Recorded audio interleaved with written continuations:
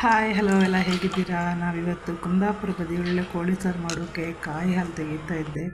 ಕಾಯಿ ಹಾಲು ರೆಡಿ ಆಯಿತು. ಈಗ ಪಟಪಟ ಅಂದರೆ ಒಂದು ಈರುಳ್ಳಿ ಒಂದು ಟೊಮೊಟೊನ ಕಟ್ ಮಾಡ್ಕೊಂಡು ಇಟ್ಕೊಂಡಿದ್ದೆ. ಈಗ ಹಾಗೆ ಸ್ಟವ್ ಮೇಲೆ ಒಂದು ಪಾತ್ರೆ ಇಟ್ಟಿದ್ದೆ. ಅದಕ್ಕೆ ನಾನು ತೆಂಗಿನೆಣ್ಣೆ ಯೂಸ್ ಮಾಡ್ತಾಯಿದ್ದೆ. ನೀವು ಯಾವ ಎಣ್ಣೆ ಆದರೂ ಹಾಕ್ಲಿಕ್ಕೂ ನಾನು ತೆಂಗಿನೆಣ್ಣೆ ಯೂಸ್ ಮಾಡ್ತಾಯಿದ್ದೆ. ಅದಕ್ಕೊಂದಿಗಳು ಎಣ್ಣೆ ಸ್ವಲ್ಪ ಬಿಸಿ ಆದಮೇಲೆ ಪಲಾವ್ ಎಲೆ ಒಂದೆರಡು ಹಾಕಿನಿ. ಆಮೇಲೆ ಚಕ್ಕೆ ಹಾಕಿಬಿಟ್ಟು ಬಿಸಿ ಆದಮೇಲೆ ಕಟ್ ಮಾಡ್ಕೊಂಡಿರೋ ಈರುಳ್ಳಿ ಹಾಕಬೇಕು. ಈರುಳ್ಳಿನ ತುಂಬ ರೋಸ್ಟಾಗಿ ಹುರಿಬೇಕು. ಸ್ವಲ್ಪ ಕೆಂಪು ಕಲರ್ ಕಂದು ಬಣ್ಣಕ್ಕೆ ಬರಬೇಕು, ಅಲ್ಲಿ ತನಕ ಅದನ್ನ ಹುರಿಬೇಕು. ಈಗ ಕಾಣಿ ನಾನು ಹಾಕ್ಕೊಂಡು ಹುರಿತಾ ಇದ್ದೆ. ಕಾಣಿ ಇದೀಗ ಕಂದು ಬಣ್ಣಕ್ಕೆ ಬರ್ಕ ಸ್ವಲ್ಪ ಕೆಂಪು ಆಯ್ಕೆ ಆಗಲಿ ಮಾತ್ರ ಒಳ್ಳೆ ಇದೆ ಟೇಸ್ಟ್ ಬರುತ್ತೆ. ಈರುಳ್ಳಿ ಸಮ ಹೊರ್ಕೊಳಕ್ಕೆ ಕಾಣಿ ಈರುಳ್ಳಿಗ ಕೆಂಪಾತಾ ಇತ್ತು. ಕಂಡ್ರೆಲ್ಲ ಈರುಳ್ಳಿ ಕೆಂಪಾತಾ ಇತ್ತು.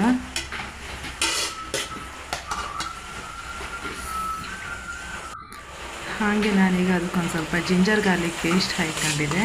ಜಿಂಜರ್ ಗಾರ್ಲಿಕ್ ಪೇಸ್ಟ್ ಹಾಕ್ಕೊಂಡು ಸ್ವಲ್ಪ ಮತ್ತೊಂದು ಸ್ವಲ್ಪ ಸೌಟ್ ಆಡಿಸ್ತಾರೆ. ಈಗ ಕಟ್ ಮಾಡಿ ಇಟ್ಕೊಂಡಿರೋ ಟೊಮೊಟೊ ಹಣ್ಣು ಹಾಕ್ತಾಯಿದ್ದೆ. ಕಟ್ ಮಾಡಿರೋ ಟೊಮೊಟೊ ಹಣ್ಣು ಹಾಕಿದೆ. ಈಗ ಟೊಮೊಟೊ ಹಣ್ಣು ಹಾಕಿಬಿಟ್ಟು ಸ್ವಲ್ಪ ಸೌಟ್ ಆಡಿಸ್ಕೊತಾರೆ. ಕಾಣಿ ಟೊಮೊಟೊ ಹಣ್ಣು ಹಾಕಿ ಸೌಟ್ ಆಡಿಸ್ಕೊತಾ ಇದ್ದೀನಿ. ಈಗ ಅದಕ್ಕೆ ಸ್ವಲ್ಪ ಉಪ್ಪು ಹಾಕೊಂಡ್ರಿಂದ ಟೊಮೊಟೊ ಈರುಳ್ಳಿ ಸ್ವಲ್ಪ ಬೇಗ ಬೇಯ್ತು ಅನ್ಕೊಂಡು ಈಗ ಸ್ವಲ್ಪ ಉಪ್ಪು ಹಾಕೊಂಡೆ. ಸರಿ, ಉಪ್ಪು ಹಾಕೊಂಡ್ರ ಮೇಲೆ ಮತ್ತೆ ಪುನಃ ನಂತರ ಕೈ ಆಡಿಸ್ತಾ ಇದ್ದೀನಿ ಸೌಟಲ್ಲಿ. ಸ್ವಲ್ಪ ಬಾಡೋ ತನಕ ಇದನ್ನು ಕೈ ಆಡಿಸ್ತಾ ಇಟ್ಕೊಳಕ್ಕೆ. ಈಗ ನಾನು ನೀಟಾಗಿ ತೊಳೆದು ಇಟ್ಕೊಂಡಿರೋ ಚಿಕನ್ ಹಾಕ್ತಾಯಿದ್ದೆ. ಕಂಡ್ರೆ ನೀಟಾಗಿ ತೊಳೆದು ಇಟ್ಕೊಂಡಿರೋ ಚಿಕನ್ ಹಾಕ್ಕೊಳಕ್ಕೆ.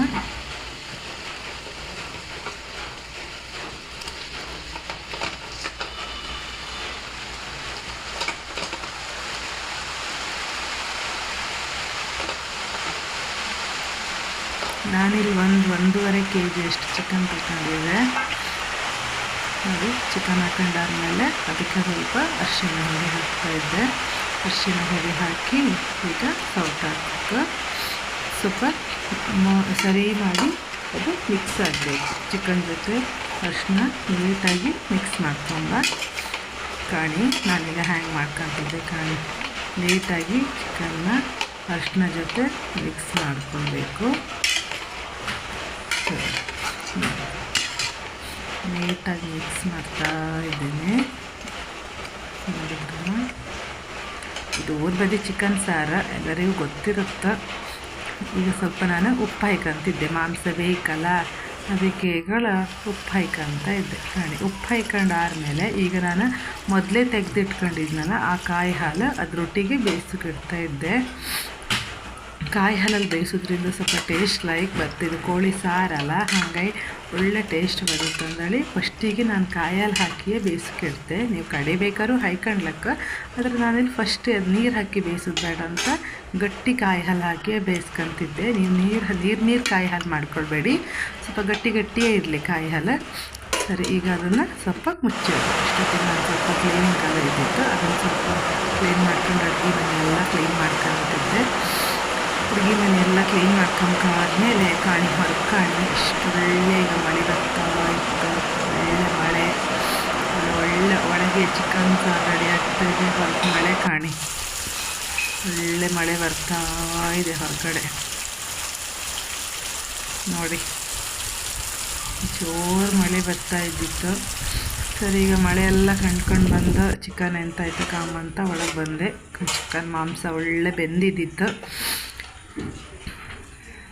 ಕಾಣಿ ಹೇಗೆ ಬೆಂದಿದ್ದು ಕಾಣಿ, ಸಾಫ್ಟ್ ಆಯಿತು. ಅದಕ್ಕೆ ಈಗ ನಾನು ಮಸಾಲೆ ಹಾಕ್ತಾಯಿದ್ದೆ. ಕಾಣಿ ನಾನು ಸ್ವಲ್ಪ ಮಸಾಲೆ ಹಾಕ್ತಾಯಿದ್ದೆ. ಇಲ್ಲ, ನಾನು ಸಾರಿಗೆ ಎಷ್ಟು ಬೇಕೋ ಅಷ್ಟೇ ಮಸಾಲೆ ಹಾಕ್ತಾಯಿದ್ದೆ. ಮಸಾಲೆ ಮಾಡೋ ರೆಸಿಪಿ ನಿಮ್ಗೆ ನಾನು ತೋರ್ಸೋಕ್ಕಾಗಿರಲಿಲ್ಲ. ನನ್ನ ಪಾಪು ಅಷ್ಟೊತ್ತಿಗಾಗಲೇ ಎದ್ಬಿಟ್ಟಿದ್ದ, ಅದಕ್ಕೆ ತೋರ್ಸೋಕ್ಕಾಗಿಲ್ಲ ಇದ್ದಿತ್ತು. ಇನ್ನೊಂದು ಸಲ ನಿಮಗೆ ಮಸಾಲೆ ಹೇಗೆ ಮಾಡೋದು ಅಂತ ರೆಸಿಪಿ ನೆಕ್ಸ್ಟ್ ಇನ್ನೊಂದು ಇದರಲ್ಲಿ ವೀಡಿಯೋದಲ್ಲಿ ತೋರಿಸ್ತೀನಿ. ನೋಡಿದ್ರಾ, ನನಗೆ ಎಷ್ಟು ಮಸಾಲೆ ಬೇಕೋ ಅಷ್ಟೇ ಮಸಾಲೆ ಮಾತ್ರ ಹಾಕ್ಕೊಂಡಿದ್ದೀನಿ. ನೋಡಿ, ನೀಟಾಗಿ ಮಿಕ್ಸ್ ಮಾಡ್ಕೊಳ್ಬೇಕು. ನಿಮಗೆ ಎಷ್ಟು ಮಸಾಲೆ ಬೇಕೋ ಅಷ್ಟು ಹಾಕ್ಕೊಂಡು ನೀಟಾಗಿ ಮಿಕ್ಸ್ ಮಾಡ್ಕೊಳ್ಳಿ. ಈಗ ಒಂದು ಮಸಾಲೆ ಸ್ವಲ್ಪ ಕಮ್ಮಿ ಆಯಿತು, ಅದಕ್ಕೆ ಈಗ ನಾನು ಮಸಾಲೆನ ಮತ್ತೆ ಪುನಃ ಹಾಕ್ಕೊಳ್ತಾ ಇದ್ದೆ. ನೋಡಿ, ಮಸಾಲೆ ಹಾಕ್ಕೊಂಡ್ಬಿಟ್ಟು ನೀಟಾಗಿ ಮಿಕ್ಸ್ ಮಾಡ್ಕೊಳ್ಳಿ. ಮಸಾಲೆ